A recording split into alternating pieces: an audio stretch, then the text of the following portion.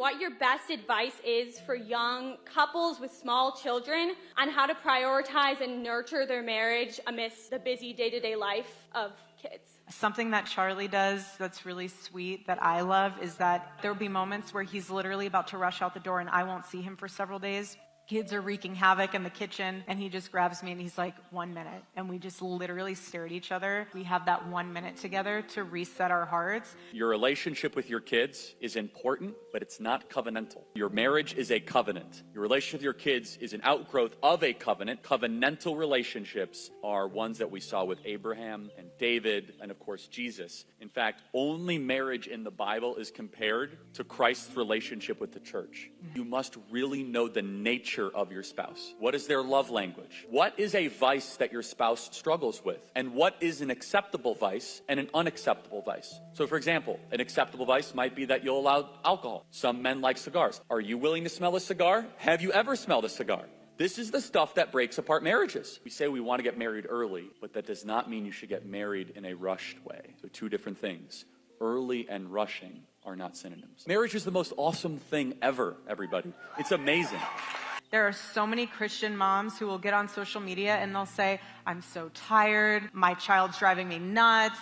Motherhood is beautiful. It's exhausting, but it's beautiful. I would love to know your thoughts on Sabbath and how practically your family practices this and applies it. We're very serious Sabbath keepers.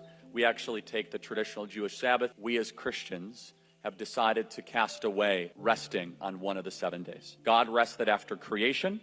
That comes before the Hebrews. It comes even before the creation of the modern world and civilization as we know it. And so we honor the Sabbath. We're very serious about it. We get to spend more time with our family. We do no news. We do no work. And it says very, very clearly in the scriptures, for 6 days you shall work, and the 7th day you shall rest.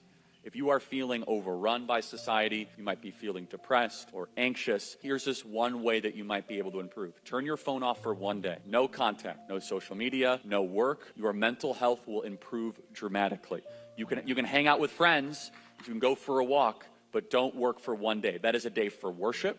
That is a day for the Lord. That is a day to go be with God. That is a day to read your Bible and be out of the busyness and the noise of this world. Go back to God's natural rhythm. I could be traveling for 5 or 6 days, but if I at least get one good Sabbath with my family, it charges all back up. I'm trying to establish myself, but I do have a really strong desire as a Christian to eventually get married and have children, and I want to homeschool my kids as well eventually. So I'm wondering what your advice is for balancing those two desires and what to prioritize at what stage of your life. Your career, again, like I said, is not going anywhere. What I will recommend, though, is when you do have children, do not use your children as pawns for a discount code. Your children are sacred. Protect them. That is your role as a mother. Pray on it because it's not always super clear. I think you're in a great spot, honestly, Yeah. and Erica answered it beautifully. You have to always prioritize what matters most, and with that, the Lord will open up the right doors. What is the balance of biblical discipline and love? Also, I would love advice for if you have a godly guy in your life, but you still feel like there's a little bit more maturity that needs to go. How do you wait on the Lord, and how do you go about that? Most important thing as a parent is that you must instill self-control, not self-esteem, for your kid. Remember, self-control is a fruit of the Spirit. It is a civilizational tragedy when Eric and I go out with our 2 kids to eat and we go look at another family and everyone has their eyes on a screen. And it's totally unnecessary. We have a very hyperactive 2-year-old. You have to just have them color something. Have them, right? I bring an arsenal of a backpack. Yes. I have Play-Doh. I have paint. But you're teaching them. We could see a total behavioral difference with our daughter as soon as there's like a screen introduced. Even if it's just Spotify. Even if she's like, I want to choose my song. This is a very difficult thing, and it's very hard actually, but it must be said, you are not your kid's friend. It sounds easy to hear. You are their parent. And I see in public sometimes these parenting displays, the parent is being held hostage by the child. It is like a ongoing blackmail operation where it's like, give me candy or else I riot. You need rules and order, and like Erica's been amazing. You deserve so much credit. What you are putting into your kids really matters, especially sugar, carbohydrates. If you feed them good stuff, parenting becomes easier. Not easy, but easier. The maturity of a man, he's not quite there yet. He's not as mature as she would like. Have him go and get mentored once, twice a week. He needs to hear one thing, just one sentence. You will lose her if you don't grow up. Yeah. If he hears that, radical change will happen. He doesn't need a whole feeling session. We don't need that as men. You need conviction and order and a challenge, and we need like high stakes. And if we hear you're gonna lose what you take for granted if you don't, watch radical change ensue. I was wondering, Charlie, what do you do to really nurture Erica's emotional side when your boy brain is like trying to answer every question and be logical with her? I talk to men a lot on campus. What I tell them is that you must understand God wired us a lot differently. Like the biggest thing is really time with your spouse, time to have your spouse be able to think or talk about that specific situation. And then also sometimes men, we have a problem where we think we are the firefighter to put out a fire. We see problem, we want to fix it. Sometimes the solution is just talking about the problem, which for us is like an incomprehensible thing. Why would you talk about the problem and not solve the problem? Because sometimes the problem is the fact that it hasn't been talked about. Am I right? I understand female nature. Similarly, for you, when you have husbands, it might drive you crazy. And talk about this. You can't get out more than 3. How was your day? Fine. Our brains work differently, right? For women, conversation, especially conversation about nothing, is therapeutic. No, I'm sorry. It's very cathartic, okay? For men, it's exhausting. We like to unplug, and we like to watch somebody else do something hard. That's what sports is, right? Or a movie. That's like men in a nutshell. We either want to be the ones doing the hard thing, like mowing the lawn or chopping down a tree, right? Or we want to watch other people do hard things, okay? Emotionality is a beautiful thing. This is why we are not AI, right? We're not ChatGPT. We have a soul, right? For a reason. I just want to brag on the women of America. One thing that is not talked about enough is how women have kept church attendance and the faith alive in the West. This is why Mother's Day church service is one of the highest attendance of the year besides Easter and Christmas. What do you want for Mother's Day, honey? I want to bring the entire family to church. What do you want for Father's Day, honey?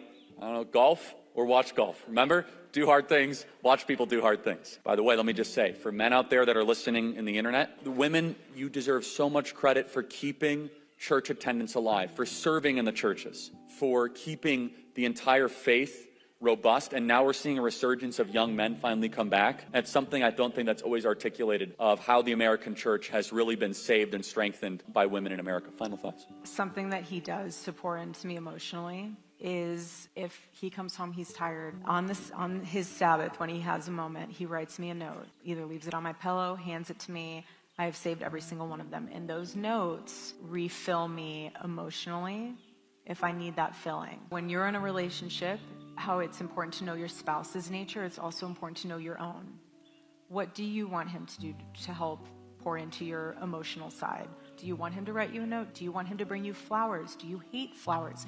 Do you want a cake? Even on a day where he says 5 words, but he brought you flowers, and you're like, wow, I feel loved. Just like be sure to communicate that. It's the famous thing of, where do you want to go eat for dinner? I don't care. We'll go to Chipotle. I don't want Chipotle. Like, you need to be able to know your own nature. This is what I want. This is how you can pour into me. Is there anything that you need me to have ready for you when you come back from the office or this trip, XYZ? He asks me the same. What can I do? How can I make your day better? You're a team. Work together, communicate, and grow together, equally yoked. It's beautiful. 2 final things. And then Erica, do you have any final thoughts? I'll go quick while you think about it. The first of which is, do not talk down to men, bashing of men. Not only do we need men, the civilization is, God created man and women. You want to live in a world where the best of both sexes are equally balanced. The other thing I'll say, which is just kind of funnier, it's hard to put into words how much men want just like a return to normal things in like those fundamental ways. Like that stuff as a husband or even a boyfriend goes beyond measure than I can put into words.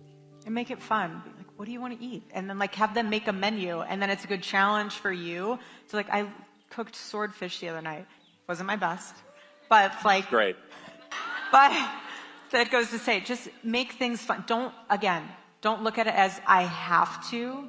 I get to submit unto my husband because he's submitting himself to the Lord. There is a balance, and there's something really beautiful about that balance. If you have a situation where you don't have someone in your life that you can look towards, seek that out.